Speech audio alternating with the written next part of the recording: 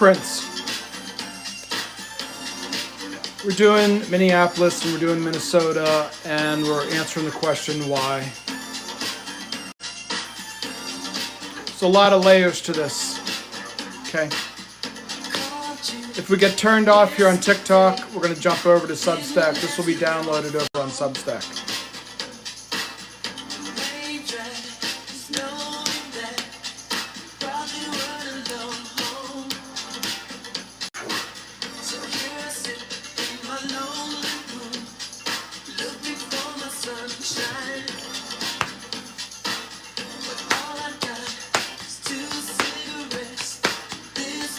Talk about Prince first.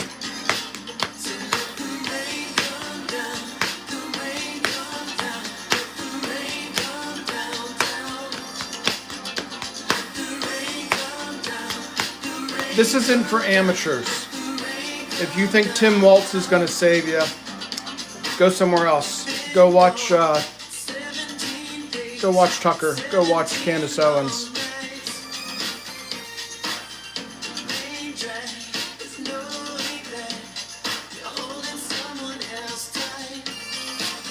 So I'll just talk about Prince for a second.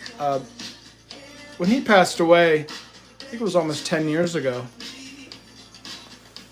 Sirius Radio ran this thing where they finally let like all the music out. I guess the estate said, let's make some money.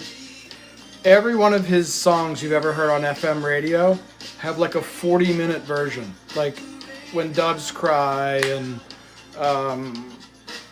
You Got the Look, and like all the hits have like these 40-minute like jazz, R&B, like extended versions. Okay, so here's the first thing. We'll do the politics first.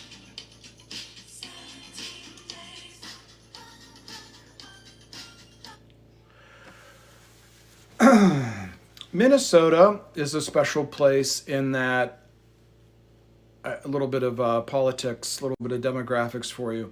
The biggest swing counties, by the way, these aren't counties behind me, these are area codes. I'm going to talk about that in a couple of minutes here. The glasses were just to get things started. Sorry about that. But the counties in the Midwest, they're the biggest swing counties in the country, that they go from George W. Bush to Obama to Trump to back and forth, right?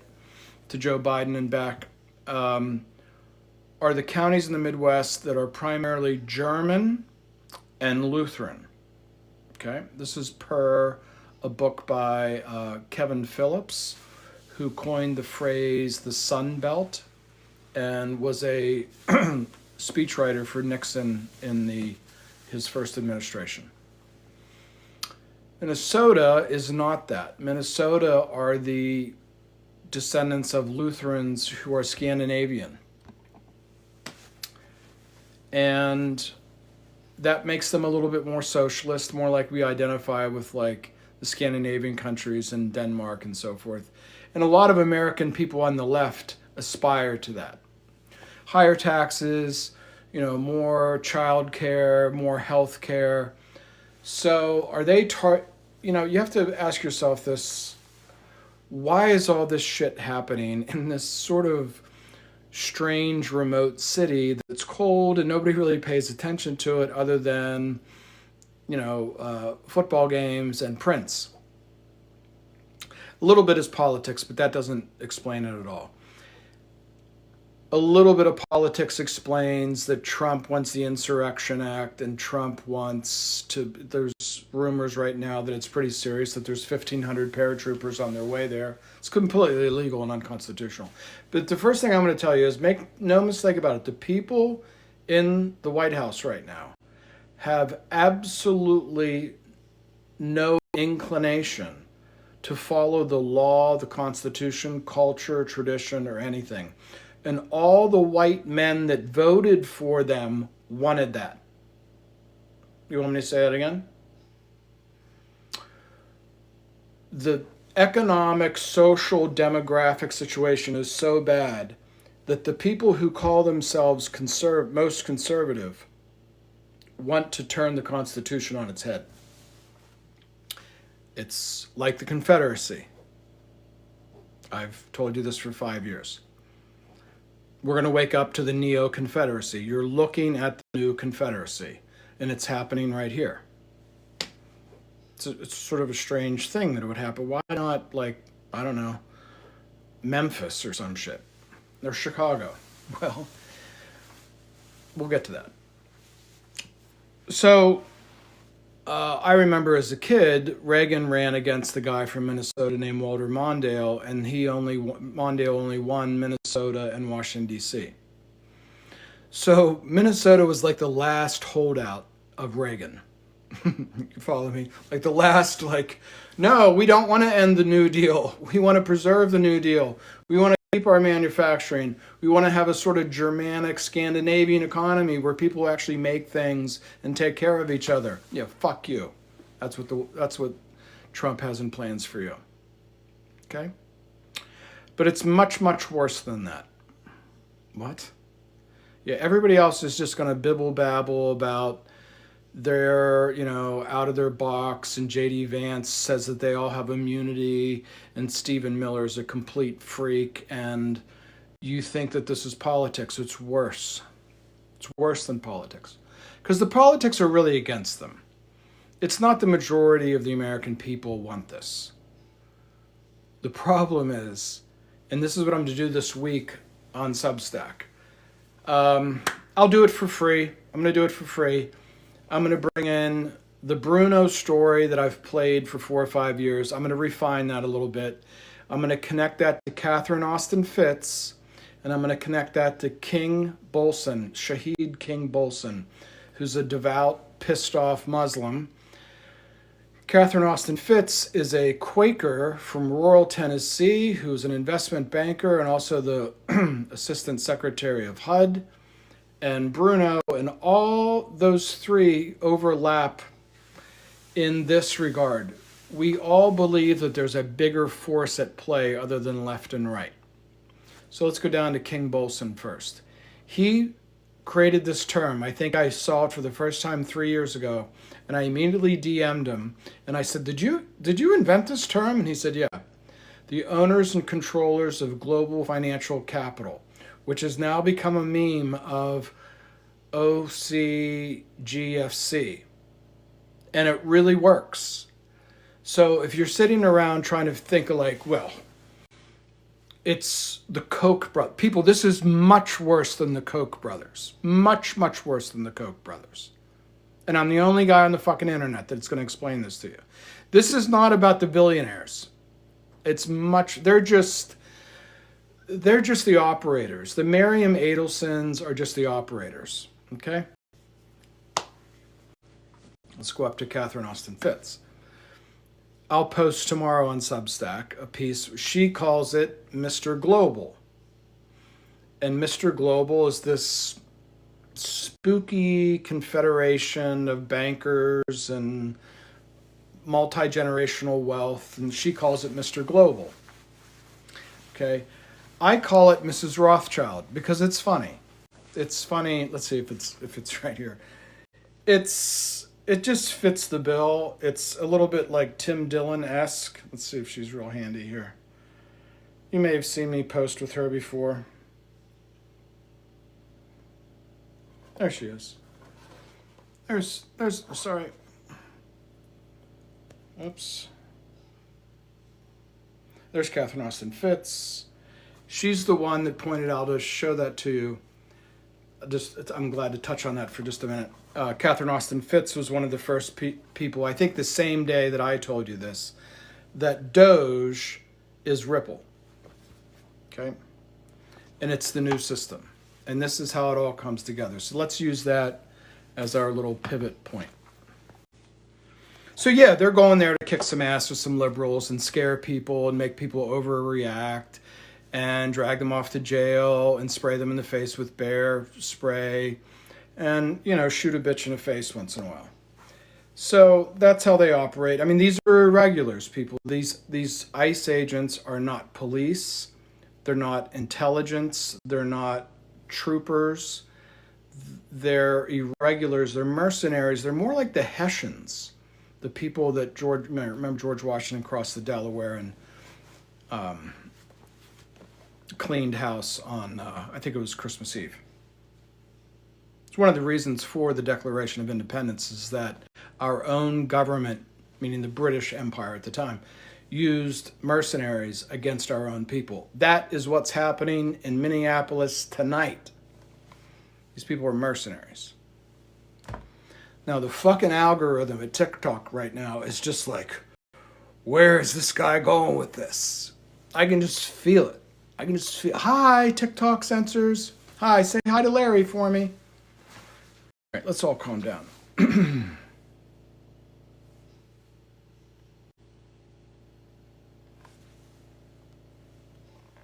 Just one more time. Hold on. There she is, Mrs. Rothschild. So Mrs. Rothschild, Mr. Global, the owners and controllers in Global Financial Capital, it's all the same thing. We don't really know who's running the show. It's not Stephen Miller. It's not Donald. You don't really think a 79-year-old guy who shits himself is running the show, do you? I mean, it's all theater, people. It's all theater. And it's made to get you all cranked up. And for the folks in Minneapolis that are, protesting tonight, stay warm, stay safe. And I don't think you're accomplishing anything. In fact, we now know, as I've been telling you for a year, that this is what's really going on. This is how the thing really works. There's a new software system that's infiltrated all the digital activity of Minneapolis, and it's run by this company. Now, the CEO wrote a book called The Technological Republic.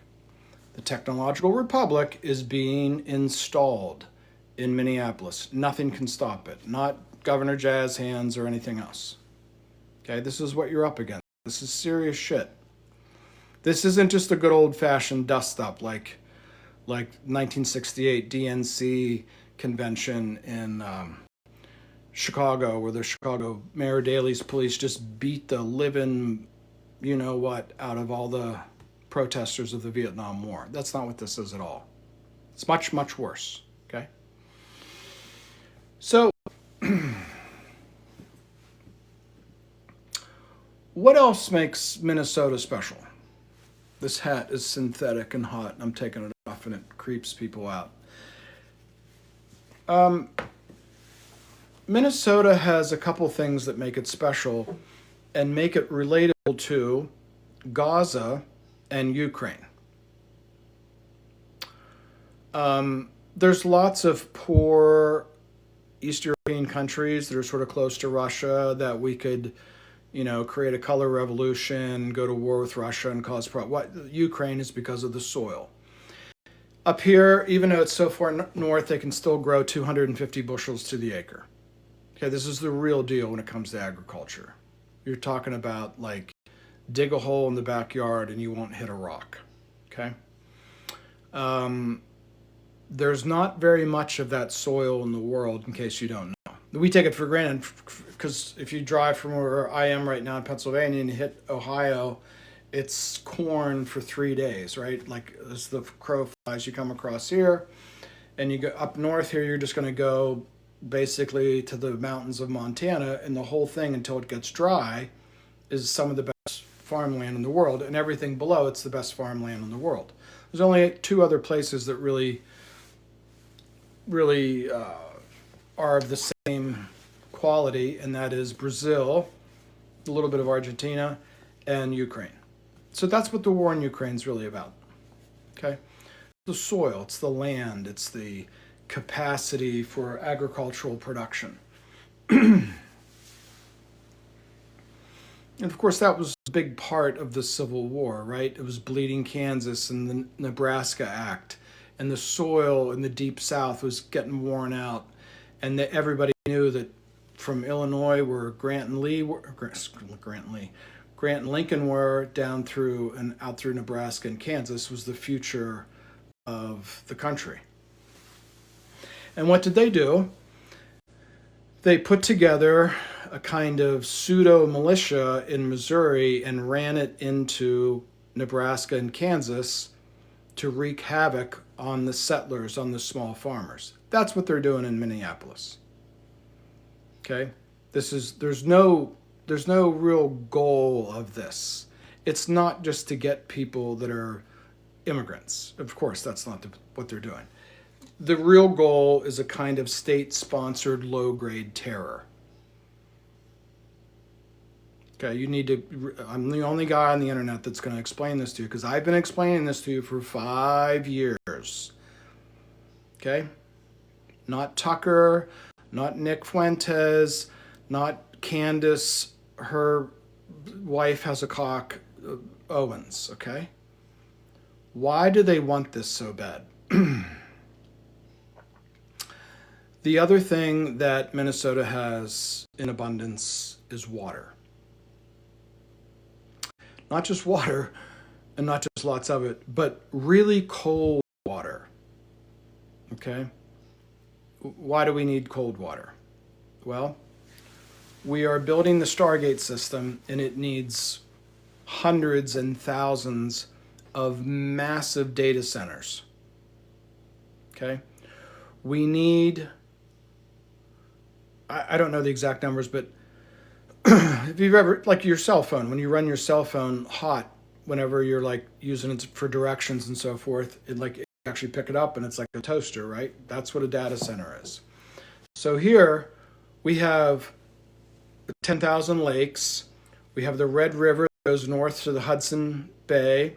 Of course, in Duluth here, we connect to Lake Superior, which is 10% of the world's fresh water. And it's like 35 degrees at the bottom, 2,000 feet below the surface. It's unlimited cooling water.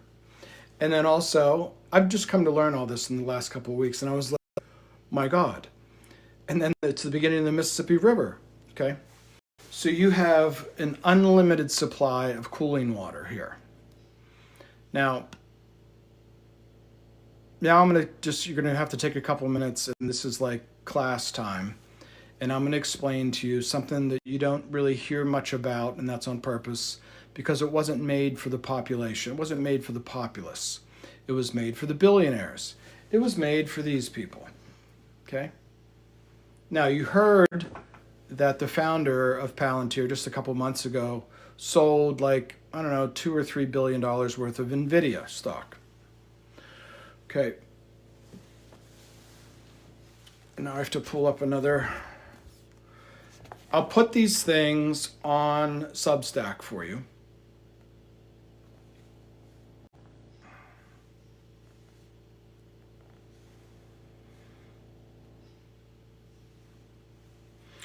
You have to understand that in 2017, right as Trump came in, Congress passed something along with the tax cuts that created opportunity zones. Okay, and there are 8,000 opportunity zones across the country.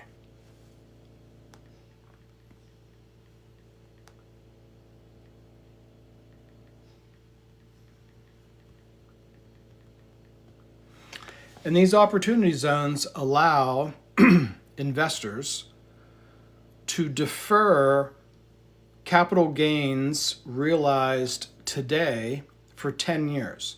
So theoretically, when Peter Thiel, let's say he has a capital gain of $2 billion, he can drop it in an opportunity zone. It's not just here, it's all across the country, and invest in something, real estate, whatever, your car company, whatever. And not pay any taxes on the capital gains that were earned today for 10 years. All right, so let's just see if we can pop this up real quick. When you look at the map of Minnesota, these opportunity zones are right beside these massive sources of water. You're starting to get it now, aren't you? What they're doing to Minneapolis is what they just did to Gaza. They're depopulating it. They want to drive the businesses out. Now, TikTok is going to catch this and it's going to push me off real quick. So I'm going to probably have to jump over to Substack in a couple minutes.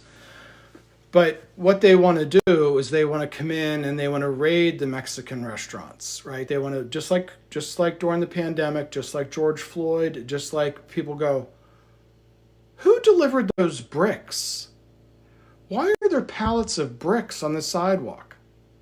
By the way, the first person to articulate this was Catherine Austin Fitts, and that's again why I want to reference her. She tells this story even better than I do because she was the secretary of HUD. Like, she thinks of the world like this. Okay, in a minute here, we're going to get to this map behind my head, which is showing the area codes. Okay?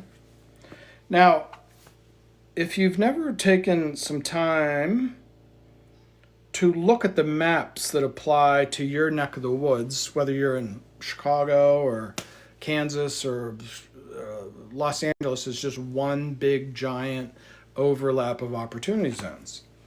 So the billionaires have made this situation where they can just look at the map of the United States and invest in shit and not pay any taxes. In an irony of ironies, the President of the United States has now put forth the proposition that you can take money out of your 401k, and the stock market is very, very highly elevated right now, to buy very, very highly elevated residential homes to live in. So you can't afford the homes. Stock prices are wildly, like, it doesn't reflect the economy at all. So you're going to take your absurdly priced stocks and use that to buy wildly overpriced. When I say wildly overpriced, I mean compared to the income of people trying to buy them. The billionaires operate in a completely different world, and that's what I'm trying to explain to you. And this is their target. This thing, you'd be like, really? Yep, for the reasons I'm telling you. It's not just politics and Trump's an asshole and he's Mussolini and all this stuff. The people who are telling you that are in on it. What do you mean? I'm telling you that they're fucking in on it. Rachel Maddow, Tim Waltz, they're in on it. The Democratic Party is just like, if you see somebody bear spraying children, take a picture of it. Don't just stand there. Don't run away. Get it online. They're in on it. Whether they're in on it because they're part of some conspiracy doesn't matter. They're participating in this completely illegal, immoral operation of attacking women and children just like Gaza. In Ukraine, what they did is they primarily attacked men, right? They created a war with a country that can't be beat. Russia cannot be beat. If all the Russians die, the submarines send the missiles off anyways and blow up all our cities. There's no way to beat Russia. There never was any reasonable, rational person knew that was never going to happen. In effect, what they've done is they've eliminated the breeding male generation of Ukraine. That's what they're trying to do to your neck of the woods up there in Minneapolis, folks. They'd like you to get the fuck out of there. They'd like the businesses to die, the buildings to go up for sale, and they want to take it over, and they want to turn it into like Stargate land. Okay? There's unlimited fresh, cold water there. By the way, 9 months out of the year, you don't even really need very much refrigeration if your data center is someplace where it's 40 degrees outside. Down in West Texas, it's 104 outside. Yeah, there's the red dot. There's always a red dot. Hi, Larry. Okay. What is Stargate land? Well, that's a great idea. Why don't we just wrap this up right now before I get turned off and they take this down? Now I'm going to jump over. You can find me Bruno Podcast, and I'll go live there, and we can dig into this a little bit deeper.